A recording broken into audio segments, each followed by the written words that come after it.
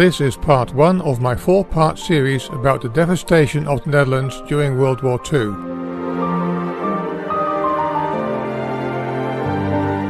Before the Second World War, the Netherlands was a prosperous state that was undergoing intensive economic growth. Amsterdam as its capital was at the heart of these developments.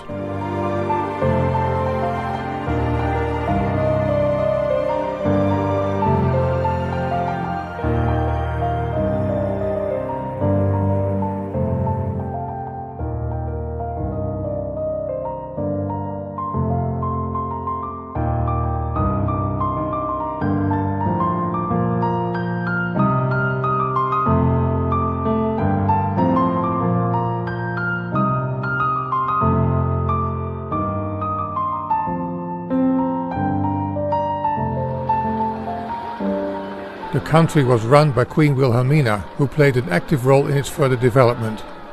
Her daughter Princess Juliana was being prepared to take over as queen in the coming decade.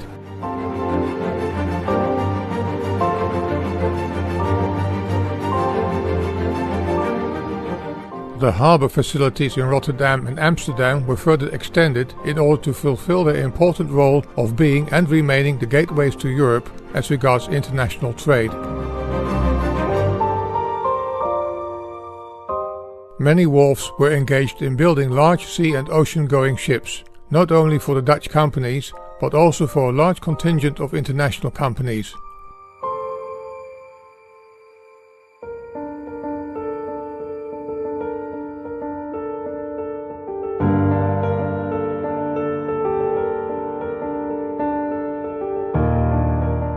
One of the most modern ships, the MS Oranje, seen here, served during the war as hospital ship. Dutch ships sailed all the oceans.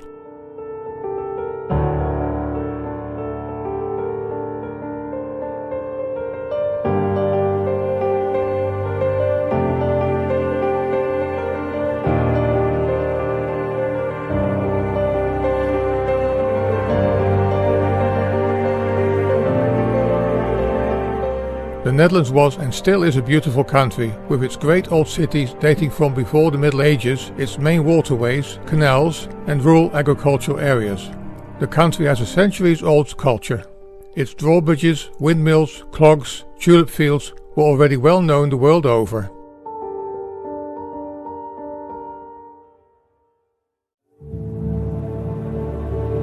Many buildings are witness to the Netherlands' glorious history.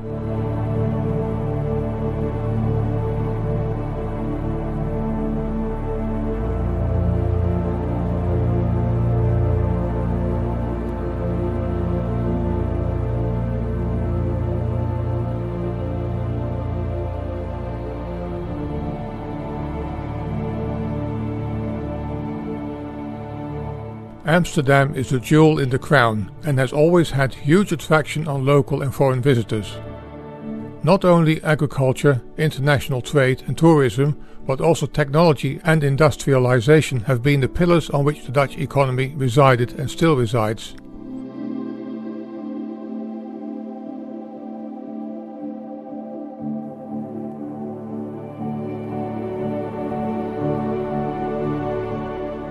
Anthony Fokker was one of the world's aviation pioneers, and KLM has taken on an important place in international air travel.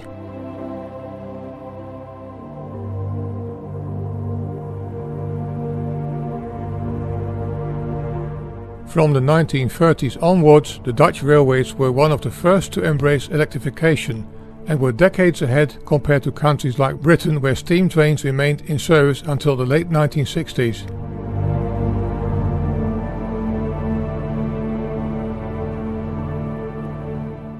As early as the 1920s, the Netherlands decided to increase the land surface by regaining the Zuiderzee from the sea with the construction of the Afsluitdijk.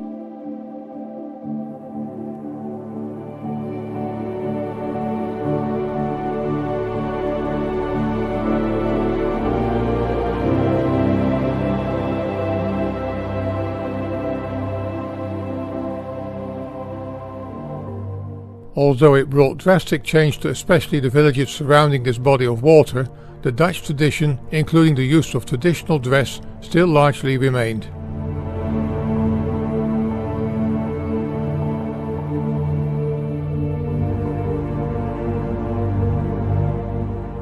most of its inhabitants were unaware of the drastic change of life they were about to experience. On the 10th of May 1940, Hitler invaded the Netherlands.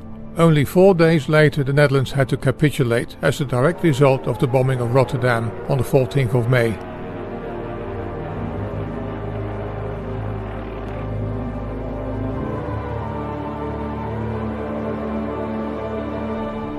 Almost the entire old city centre was bombed to the ground. About 800 people died and 80,000 homes were destroyed.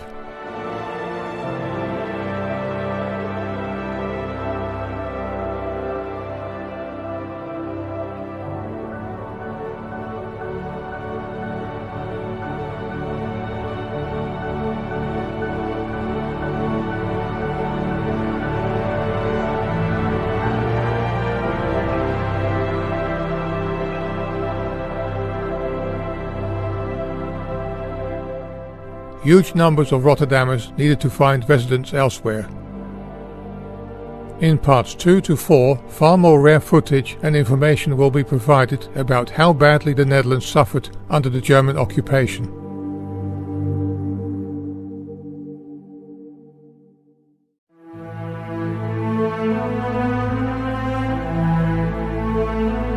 In this part 2 of our series about the devastation of the Netherlands after World War II, we focus on the city of The Hague, Den Haag in Dutch, and its neighbouring coastal village Scheveningen. For centuries The Hague has been and still is the residence of the Dutch government, but it is not the capital of the country, which is Amsterdam. On the 29th of May 1940, The Hague became the headquarters of German rule over the Netherlands under the leadership of Reichskommissar Seyss-Inquart. He took residence at the Klingendahl estate. After the war he was condemned to death during the Nuremberg trials. The Hague suffered badly from the spoils of war. 2 major events can be named. 1. The destruction of a large part of the city in order to become a fortification as part of the Atlantic Wall that stretched from the north of France to Norway. This German defense line was 2,685 kilometers long. 2. The accidental bombing of the Bezuidenhout quarters by the RAF.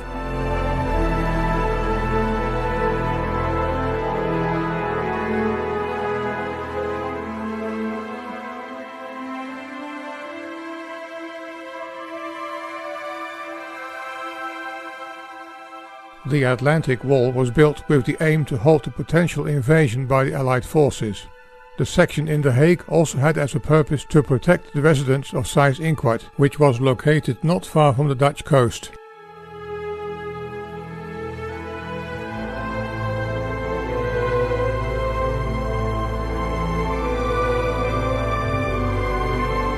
In December 1941, the Germans started with the construction of the fortifications.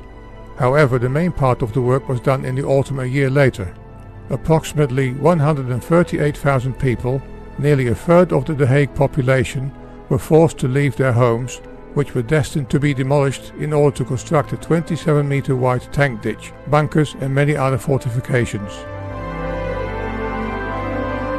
Here we see many residents leaving their homes with their most important belongings.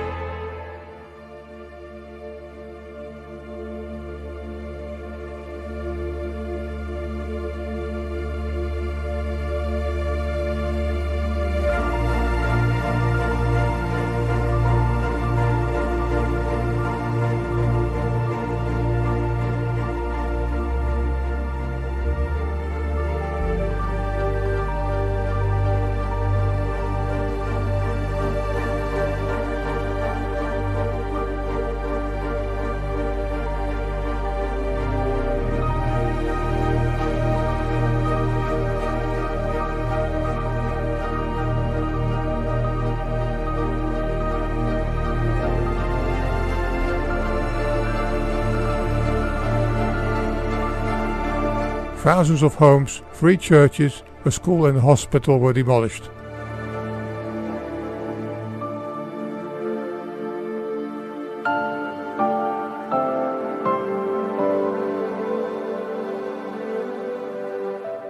Large parts of the Hague woods were chopped down to the ground. Most refugees were housed in other parts of The Hague and surrounding towns and villages. About 1,000 Scheveningers found residence in the Achterhoek in the east of the country near the German border. Others spent the rest of the war in Eelde, Zuid-Laren, Culemborg and Ermelo. Dutch firms collaborated with the Germans to construct the Atlantic Wall. The second major catastrophe for The Hague was the accidental bombing of the Bezuidenhout quarters. On the 3rd of March 1945, just 2 months before the war ended, 61 bombers, consisting of 49 Mitchells and 12 Bostons, of the RAF took off from Melsbroek near Brussels and from Vitry-en-Artois in liberated northern France to bomb German V-2 rocket launch pads in the woods of The Hague. However, due to a navigation miscalculation, they dropped their bombs by mistake on this residential area. In total, 550 residents died and 350 were wounded. Thousands became homeless. Many homes were lost because of the inexperience of the local fire brigade with putting out home fires of this magnitude. This statue of Juliana van Stolberg and her 5 sons, erected in 1930 in the Bezuidenhout, can still be seen at the Koningin Marialaan.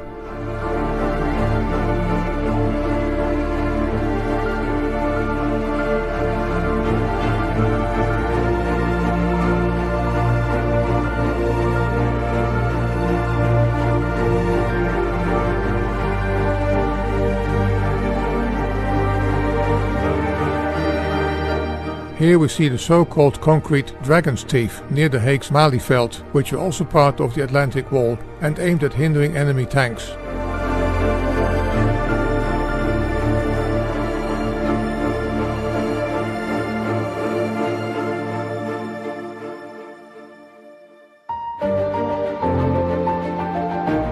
From 1943 onwards, nearly all men in the age group of 17 to 40 were called up to perform compulsory labor duties in Germany, the so-called Arbeitseinsatz. Soon after the German surrender on the 4th of May 1945, these forced laborers started to return home. It involved approximately 270,000 men.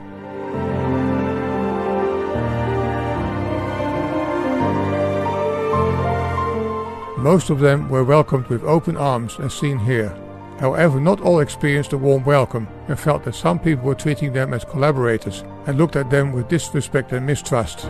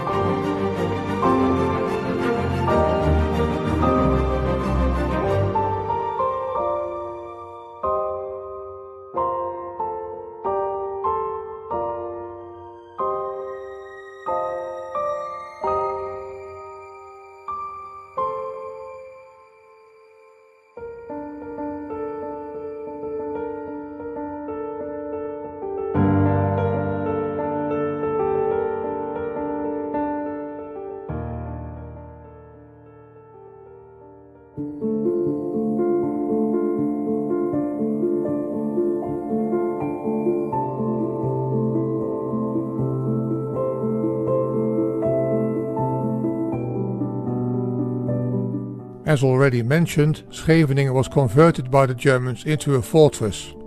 The entire beach was mined, and around the famous Kurhaus many concrete bunkers were constructed.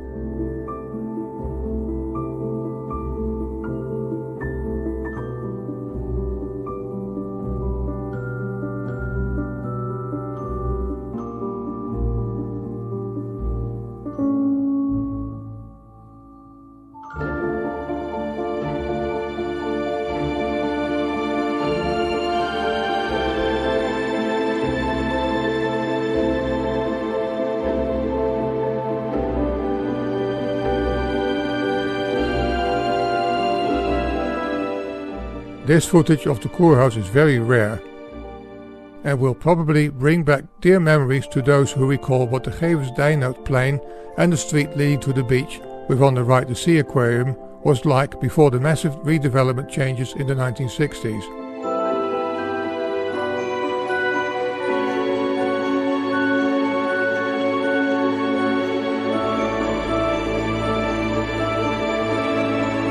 Scheveningen's prison is notorious for its role during and after World War II. During World War II it served as prison for many captured Dutch resistance fighters, Engelandvaarders and secret agents. It was nicknamed the Oranje Hotel. In total it retained approximately 25,000 prisoners during the war. Many of these prisoners did not survive, as they were executed in the dunes near the nearby Waalsdorper Vlakte. Immediately after the war, the prison's inhabitants changed to retain high-ranking German collaborators. It was here that people like NSB leader Anton Mussert, NSB'ers like Robert van Genechten, Max Blokzeil and Karel Huygen, as well as The Hague's NSB mayor Harmen Westra were held, awaiting execution or sentencing.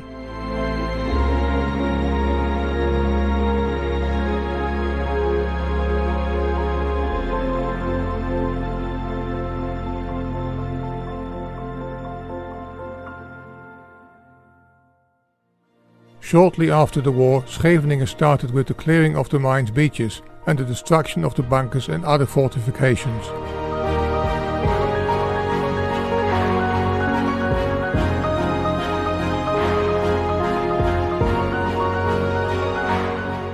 For the first time in 5 years, people could start to spend nice days on the beach again. In the next episode, part 3 in the series, we will focus on the terrible destruction of Rotterdam and its harbour.